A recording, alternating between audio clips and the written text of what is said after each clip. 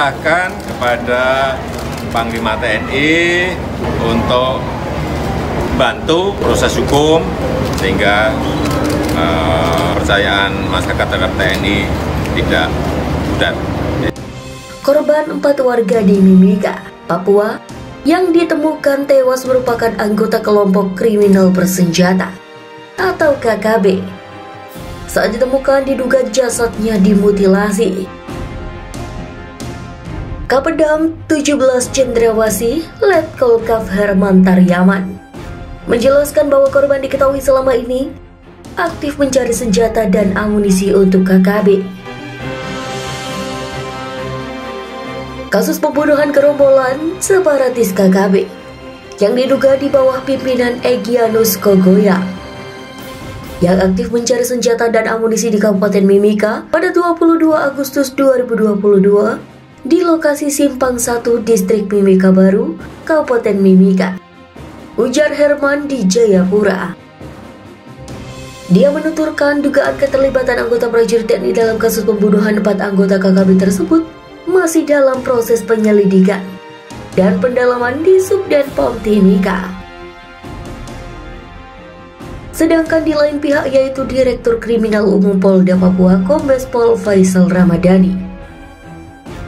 Beliau menuturkan 3 dari 9 terduga pelaku sudah ditangkap, antaranya AP alias C, DU alias Umam dan R. Ketiganya saat ini berada di Mapolres Mimika untuk proses selanjut. Oke, sebelum lanjut videonya, Mimin ingetin dulu buat klik tombol like dan subscribe-nya ya. Dan jangan lupa aktifkan tombol lonceng notifikasinya.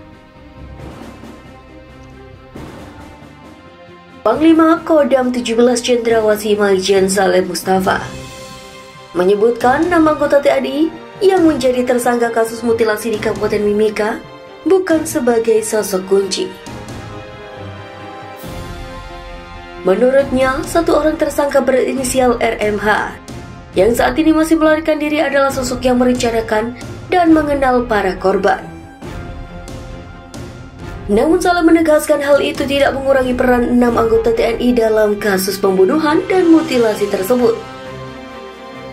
Saleh menjelaskan anggotanya secara sadar ikut merencanakan dan melakukan pembunuhan serta mutilasi ke-4 korban, sehingga mereka ikut dikenakan pasal 340 Undang-Undang KUHP tentang pembunuhan berencana dengan ancaman maksimal hukuman mati atau paling rendah 20 tahun penjara. Bencana dan 340 ini maksimal, ancaman hukumannya sampai dengan hukuman mati, penjara seumur hidup, minimal 20 tahun. Dalam kejadian ini ada 2 perwira TNI yang ikut terlibat. Keduanya tahu tapi ada pembiaran. Maka dari itu ini diduga ada beberapa kali sebelumnya pernah melakukan hal yang sama, katanya. Sebanyak 6 oknum Tentara Nasional Indonesia atau TNI dan 4 warga sipil ditetapkan sebagai tersangka mutilasi terhadap 4 korban di Kabupaten Mimika, Papua. Kasus itu bermula ketika para pelaku berpura-pura menjual senjata api kepada korban. Para korban tertarik dan mendatangi para pelaku dengan membawa uang 250 juta rupiah.